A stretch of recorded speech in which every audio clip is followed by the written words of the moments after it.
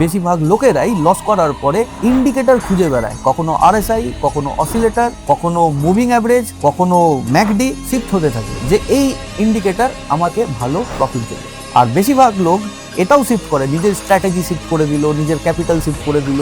Capital shift বলতে ধরুন অনেকের মাইন্ডসেট এরকম যে 10,000 টাকা দিয়ে ট্রেডিং হচ্ছে না, তারা কোথার থেকে জোগাড় করে 1 লাখ টাকা নিয়ে আসলো বা 10 লাখ টাকা নিয়ে আসলো, সেটা করলেও কিন্তু আপনি প্রফিটেবল হবেন না।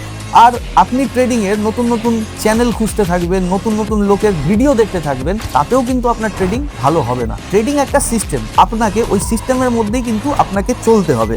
কারণ প্রবলেম স্ট্র্যাটেজিতে না, প্রবলেম হলো আপনার ডিসিশন মেকিং এ, প্রবলেম হচ্ছে ডেপথ অফ নলেজের অভাবে। এর জন্য আপনাকে শিখতে হবে প্রাইস অ্যাকশন। ইন্ডিকেটর দেখুন সে তো আছেই, প্রাইস একদিকে যাবে তো পরের দিন যে দেখবেন আপনি ইন্ডিকেটর অন্য ডিরেকশনে চলে গেছে।